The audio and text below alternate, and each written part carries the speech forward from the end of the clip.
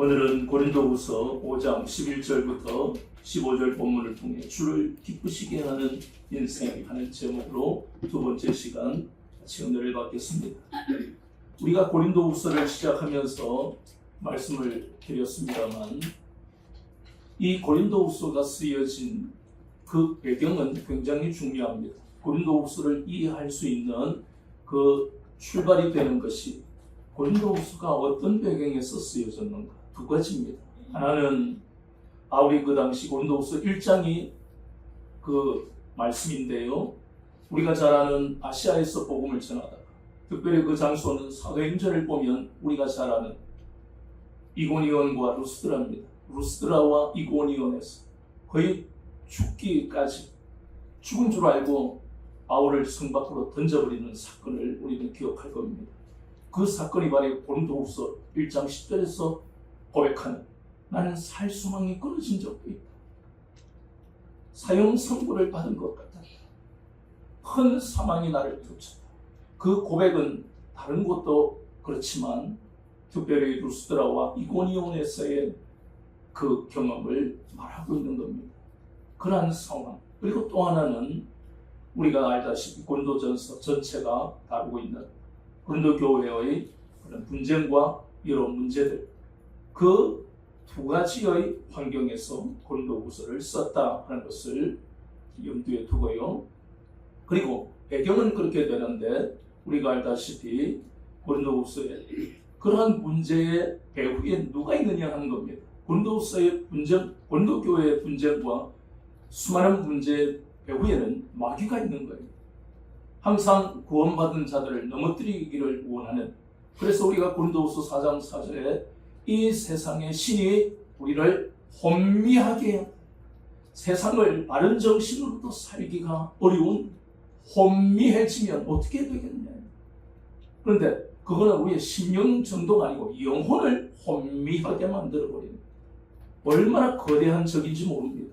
세상의 나를 넘어뜨리려는 사람들도 우리가 밤잠을 설치고 우리가 스트레스 받잖아요. 그 사람들이 직장의 상사가 될 수도 있고 여러 가지 우리와 여러 가지 이익이 결부된 관계된 사람들일 수 있고 혹은 혈육일 수도 있고 그런 사람들 때문에 밤맛을 잃어버리기도 하고 밤잠을 설치기도 하는데 이 마귀는요 그런 사람들하고는 비교할 수 없는, 감당할 수 없는, 우리 인생 자체가 완전히 나락으로 갈 수도 있게 만들 수 있는 게 바로 마귀라는 겁니다. 그 마귀가 이렇게 성령이 충만한 고린도 교회, 얼마나 은사들을 많이 받습니까? 성령이 충만한 교회인 거예요. 그런데 예루살렘 교회와 같이 성령의 역사가 강한 이 교회, 마귀의 역사도 강하게 일어난 거예요. 그래서 우리가 잘 아는 바울파, 게바파, 아볼로파, 예수 그리스도파, 그리스도파라니 네 개의 파가 나뉘어진 것도 마귀가 그 배후에 있는 겁니다. 바울을 추종하는 사람도 잘못된 것이고 그 나머지 사람들은 대부분 바울을 대적했습니다. 특별히 그 마귀는 도구로 누구를 썼느냐. 고린도후서에 보니까 예루살렘에서 내려온 사람들 이렇게 지칭하고 있습니다. 그럼 예루살렘에서 내려온 사람들은 우리가 거의 유대인이다. 유대주의자다. 그 중에도. 유대주의자 혹은 율법주의자, 이단이라고 갈라디아서는 말씀합니다. 근데 여기가 또 그 사람들이 율법주의자이기도 하지만 그리고 그 사람들은 영지주의자이기도 하다라는 학설도 있습니다. 어쨌든 그들은 영지주의자고 유대주의자고 어쨌든 이단에 사로잡힌 사람들이 고린도 교회에 와서 고린도 교회 은혜 받은 성도들을 혼미하게 만들어버려요.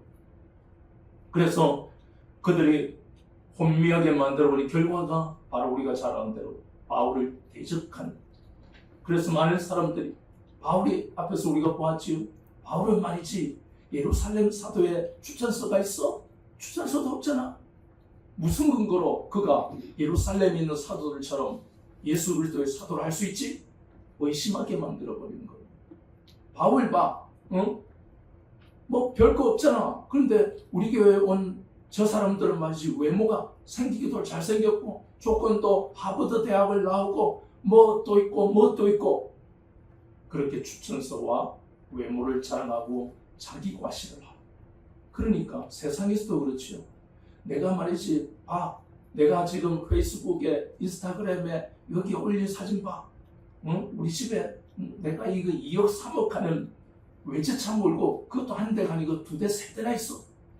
이렇게 막 SNS에 자랑하는 사람들 보면 에이 저 가짜일 거야 하면서도 왠지 인간은 부러워하고 상대적으로 박탈감을 느끼고, 우리가 그렇잖아요. 세상에서도 그렇죠.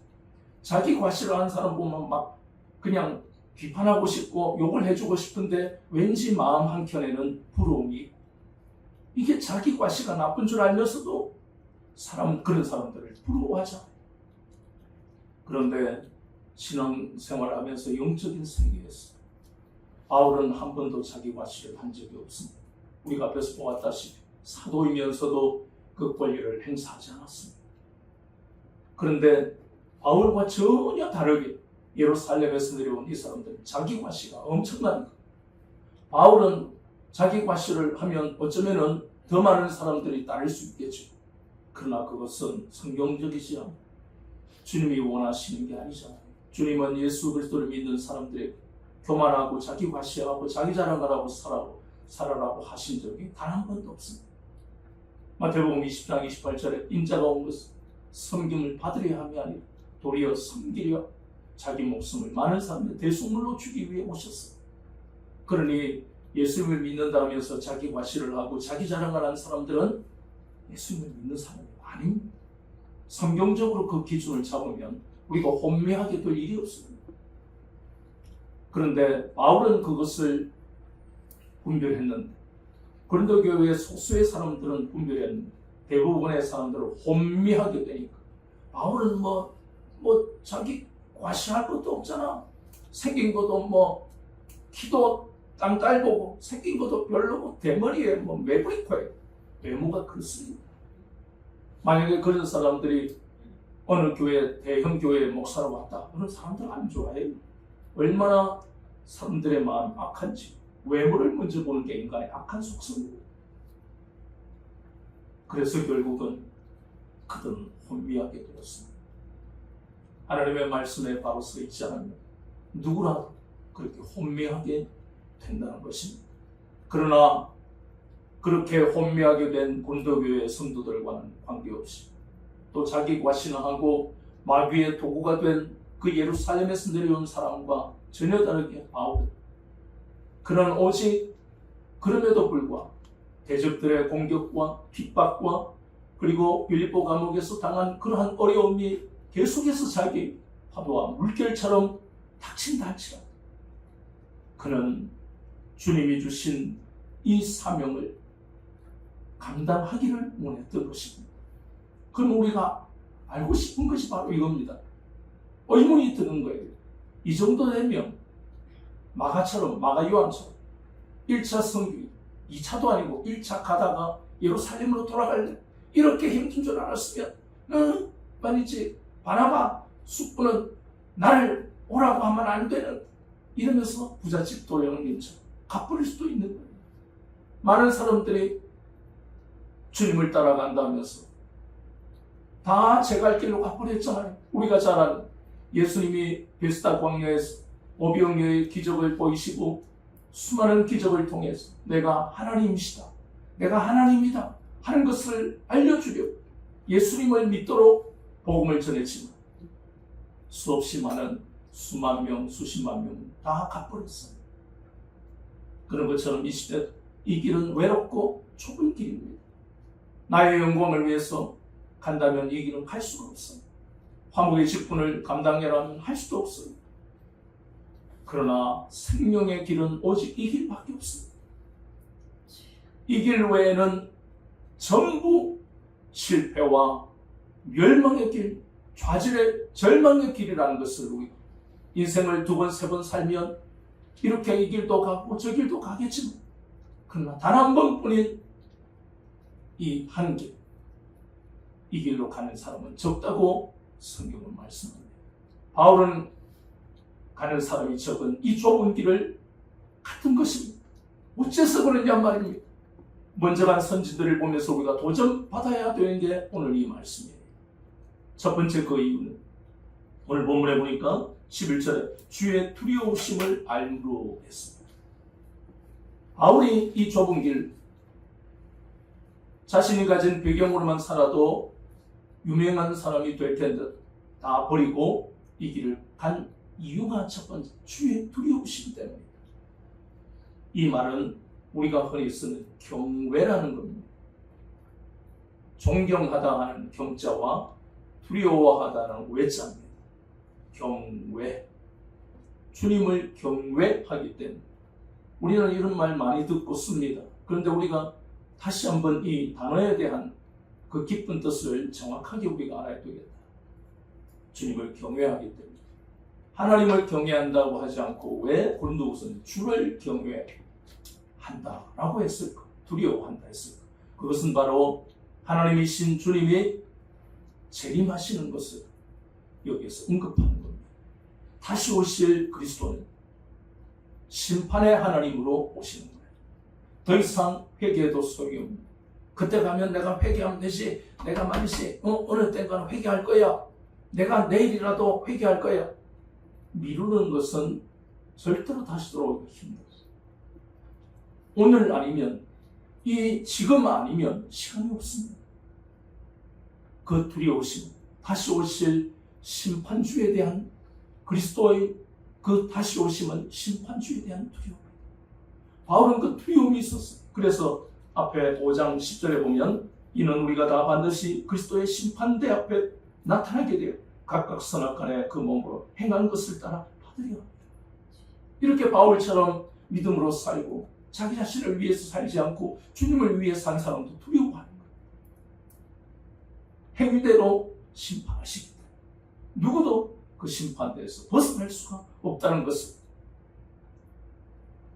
그런데 구약에 보면 이 경외의 의미는 주님이 오시기 전이니까, 육신으로 오시기 전이기 때문에 구약에서는 경외를 어떻게 사용하느냐, 우리가 구약적인 경외로 다시 우리가 풀면 이것은 창세기 22장 12절에 보면, 창세기 22장은 하나님이 모세에게 네가 100세에 얻은 그 아들 이삭을 번제로 바쳐라, 제물로 바쳐라.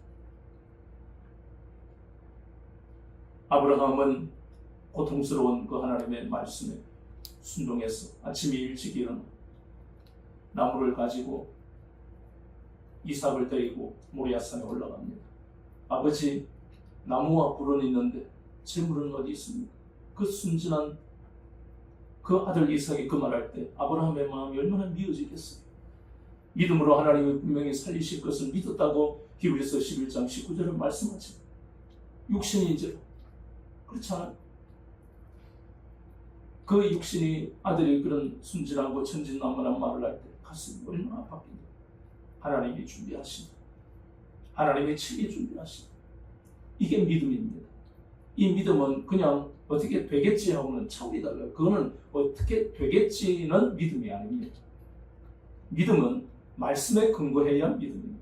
아브라함은 지금까지 내 몸에서 상속자가 나올 것이다, 왕들이 나오고 바다의 모래알보다 더 많은 자손들을 축복하겠다, 이 약속의 말씀을 믿는 믿음이 진짜입니다. 그래서 신앙생활은 하나님의 말씀과 성령의 역사 두 가지 중에 한 가지만 빠져도 신앙생활이 힘듭니다. 이 두 가지가 함께 가야 그 신앙이 하나님이 기뻐하시는 인생이 되고 하나님이 함께 하시는 삶이 되는 거예요. 성령의 은사에 취했던 고린도 교회를 보세요. 말씀이 없으니까 성령의 은사, 성령의 역사만 나는 은사를 받아서 성령님이 역사하시고, 맞아요. 성령님이 고린도 교회, 예루살렘 교회처럼 역사가 크게 일어났습니다. 그러나 그들에게는 뭐가 없어요? 하나님의 말씀이 없었어요. 그러니 오늘날 교회나 개인도 마찬가지로 성령님의 역사는 반드시 일어나야 됩니다. 그러나 그만큼 중요한 게 하나님의 말씀이 있어야 한다는 거예요.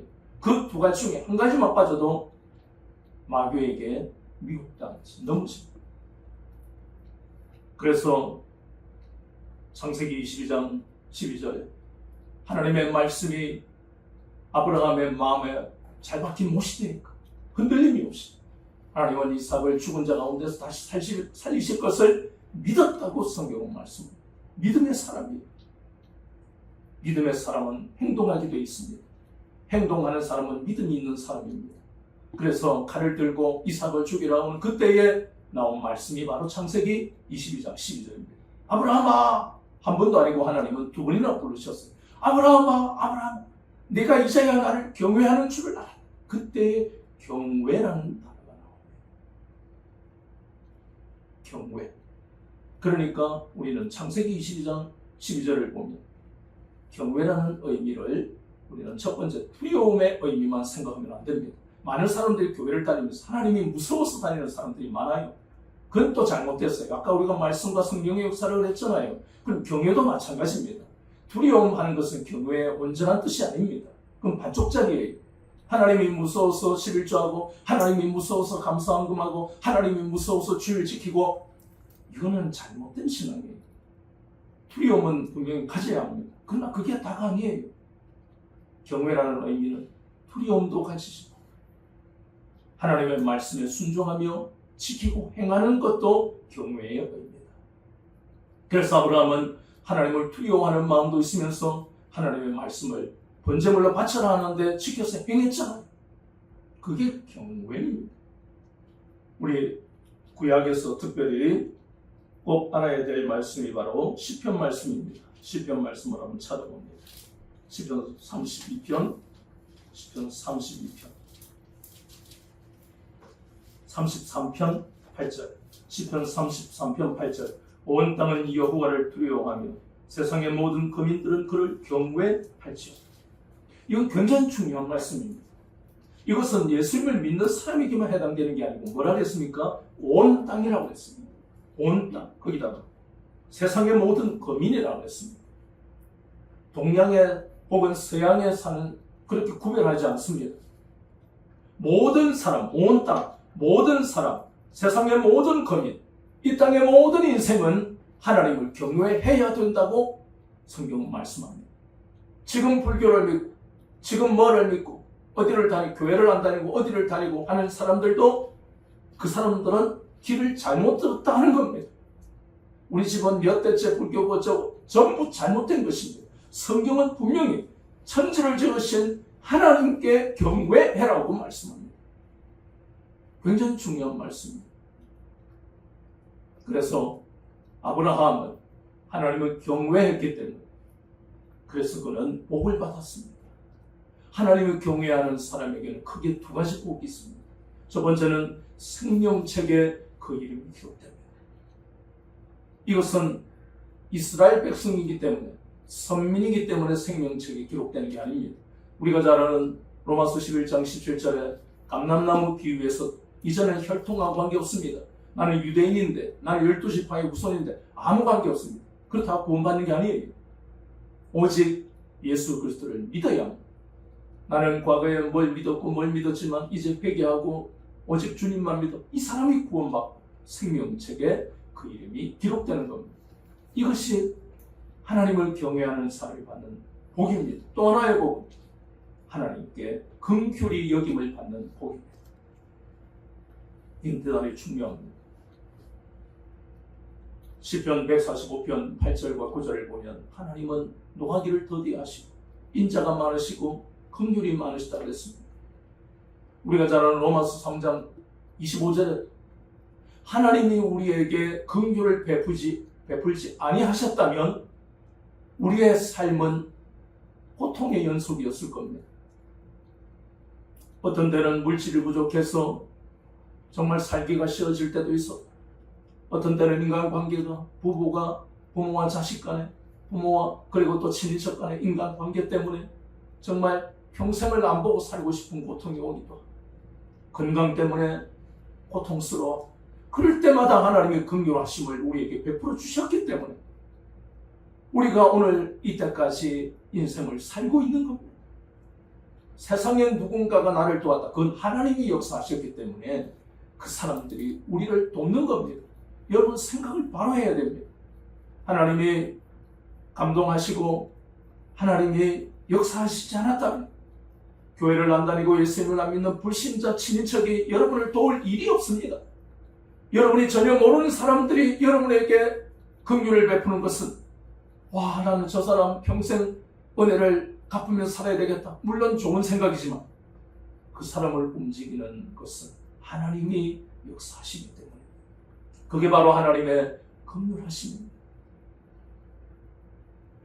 이 놀라운 은혜를 여러분이 받는 이유는 여러분이 하나님을 경외하며 살기 때문에 여러분의 인생에 어떤 어려움을 만나도 하나님은 긍휼을 베푸신다는 겁니다. 어떤 환경 속에서도 여러분을 건져내시는 그 놀라운 은혜를 여러분이 받고 살아가는 겁니다.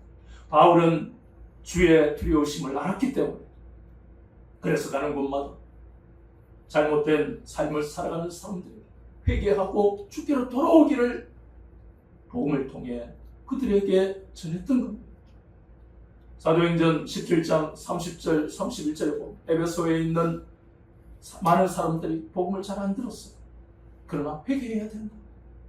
회개하지 않으면 히브리서 9장 27절에 인생은 누구든 간에 죽음을 피할 수 없는 인생 중에 그 어느 때에 죽음이 찾아온다. 마찬가지로 죽음 뒤에 모든 것이 끝이 아니다. 그 다음에는 심판이 우리를 기다립니다. 이것이 바로 바울이 깨달았고 바울이 전했던 것이 가장 중요한 것이 바로 회개. 너희들이 이방인으로 잘못된 우상을 섬겼던 그 모든 것 회개하고 하나님이 너희들의 인생을 돌이키게 하셔서 생명책의 이름을 기록하고 긍휼한 은혜를 베푸신다. 바울이 그것을 처음 했기 때문에 그도 잘못된 길을 갔잖아요. 혈통만 유대인이지 주님과 아무 관계없는 인생을 살았어요. 바울도 예수님을 안 믿었으면 유대인이지만 지옥에 떨어졌을 겁니다. 그러나 그가 부활하신 주님을 만났어 구원받았던 그 놀라운 은혜를 알기 때문에 회개하는 사람들은 동이서에서 먼 것 같이 모든 죄가를 옮기시는 것을 알기 때문에 가는 곳마다 회개를 전했던 겁니다. 그래서 루스드라 이고니온 같이 죽음에 이르는 고통을 겪었던 그 장소인데도 불구하고 또 그가 갔던 이유도 회개가 얼마나 중요한지를 그리고 믿음의 진보가 이루어지기를 믿음이 자라지 않고 내가 우리 집안이 대단한 집안인데 말이지 내가 배운 것도 많고 성경 지식도 많아 은사도 체험했어 그런다고 마귀를 이길 수 있는 게 아니기 때문에 믿음의 진보를 이루게 하기 위해 핍박이 있는 곳에 끊임없이 바울은 또 가고 또 가고 또 가고 이것은 사람의 의지로 할 수 있는 일이 아닙니다. 억만금을 준다고 할 수 있는 게 아닙니다. 오직 주의 두려우신 분 심판주로 오실 그 주님 앞 누구도 자신을 자랑할 수 없습니다. 내가 목회를 30년하고 50년하고 우리 할아버지가 교회를 몇 개를 세우고 내가 교회에 봉사를 이것하고 저것하고 쉬지도 못하고 해 그런 게 중요한 게 아니에요. 정말 그건 가치 있는 일이에요. 그러나 그건 첫 번째가 아닙니다. 그렇다면 당신의 신앙은 어떻습니까? 내 신앙은 어떻습니까? 나도 모르게 뽐내고 교만하고 내가 낸데 우리 할아버지가 어떤 할아버지인데 우리 아버지가 누군데 그렇게 살고 있지는 않는 거죠. 날마다 말씀과 기도로 자기 자신을 경건하게 만들어 가고 있는지 그건 별개의 문제. 겉모습에 취하고 외모에 취하면 결국은 어리석은 다섯 처녀처럼 기름을 준비하지 않으면 어린 양의 혼인잔치에 들어갈 수 없다는 거예요. 또 하나 바울이 이러한 환난과 핍박 속에서도 자신이 이방인의 사도로 기쁨으로 이 일을 감당했던 두 번째 이유 바로 본문에 보이는 대로 15절에 오직 그들을 대신하여 죽었다가 다시 살아나신 이를 위하여 살게 하려 이것 때문에 그리스도의 사랑이 자신을 강권한다고 했습니다. 그리스도의 사랑이 온 마음에 뜨겁게 불일 듯 일어나기 때문에 빌보 감옥에서도 신라와 함께 그 그리스도의 사랑 마음을 뜨겁게 하고 40에 만만을 맺고 그냥 피가 터지고 꼼짝도 못하는 것들 그리스도의 그 사랑에 그 사랑이 마음을 뜨겁게 하고 주여 내가 주님을 위해서 이 십자가를 지고 가는 이 영광의 길을 허락하심을 감사합니다. 그렇게 감사하니까 찬양이 흘러나오는 것이 지진이 일어나고 옥문이 열리는 이것은요, 무슨 우리가 무슨 바울과 실라가 마법을 뿌린 것도 아니고 그리스도의 사랑은 능력입니다. 그 사랑에 붙들렸어. 핍박이 있고 어려움이 있는데도 불구하고 돌아서지 않고 앞으로 전진할 수 있었던 것, 그리스도의 사랑입니다. 오늘날 우리도 마찬가지입니다. 그리스도의 사랑은 대단히 중요하지요. 저주받은 우리, 실패와 좌절로 살아가야 할 우리의 인생에 주님이 찾아오셨습니다. 로마서 6장 10절에 보면 단번에 제물 대신 그 그리스도의 피로 말미암아, 골로새서 1장 20절부터 22절 하나님과 원수가 되었던 우리 인생 화목하게 하시는 이 놀라운 은혜로 말미암아 우리가 교회학교에서 잘 배운 요한복음 3장 16절 하나님이 세상을 사랑하사 독생자를 주셨으니 이는 저를 믿는 자마다 멸망하지 않고 영생을 얻으려 합니다. 이 놀라운 은혜를 우리에게 허락하신 그 주님의 그 사랑, 마태복음 18장 21절에서 35절까지 우리가 잘 아는 만달란트에 비친 우리의 인생. 빚이라는 것은 인생을요 지옥으로 끌고 갑니다. 미국에는 청년들이 미래를 보기 전에 대학 다닐 때 대부분이 학자금 대출을 받아요.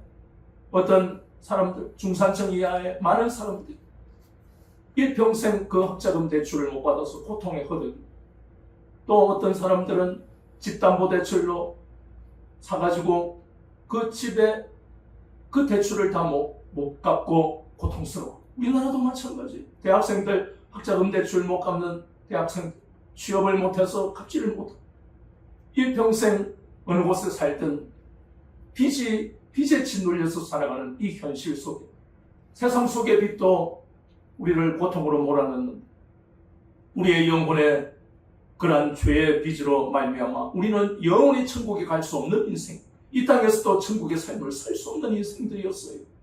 그런데 그 죄의 빚을 우리 주님이 몸 찢으시고 피 흘리심으로 다 갚아주셨잖아요. 그 사랑이 바로 그리스도의 사랑이라는 겁니다. 우리는 우리의 신앙은 이렇게 점검해야 돼요. 내가 주님을 경외하는지의 증거는 바로 내가 주님의 이 갚을 수 없는 사랑에 몸이 뜨거워지고 있는지, 마음이 뜨거워지고 있는지, 그것이 점검입니다. 아무렇지도 않으면 그 사람은 경외하고 있지 않은 겁니다. 그러니까 내가 나오는 거예요. 주님을 경외하지 않는 사람들은 자기가 나와요. 나는 이런 소리 들으면 못 견뎌. 내가 이런 소리, 자존심 상하는 말 듣고 내가 어떻게 살아? 소리 지르고 악다구니요 싸우고. 이 사람은 주님을 경외하는 사람이 아니에요. 주님을 경외하면 그래 나 억울해 원통, 그러나 주님이 갚으실 거예요. 주님의 그 구원의 은혜를 생각하면 내 마음이 뜨거워서 남들과 싸운다는 것은 어리석은 짓이에요. 기도에 집중할 수도 없고 성령님의 음성을 들을 수도 없어요. 남과 분란을 일으키고 내가 자기 과시하고 내가 분함을 못 참는데 어떻게 성령님의 음성이 들려요? 그리스도의 사랑을 날마다 점검해야 됩니다. 그 그리스도의 사랑, 구원의 감격이 내 속에 뜨겁게, 내 마음을 뜨겁게 하는지 점검하지 않으면 우리는 어디로 가는지도 모르고 그냥 갑니다. 생명의 길인 줄로 착각하고. 우리는 오늘 이 바울을 보면서 그렇구나, 하나님을 기쁘시게 하는, 주를 기쁘시게 하는 것은 두 가지다. 하나는 주님에 대한 경외, 다시 오실 심판주를 두렵고 떨리는 마음으로 우리는 날마다 기다리고 세마포가 더러워졌는지 늘 점검하는 것이 필요합니다.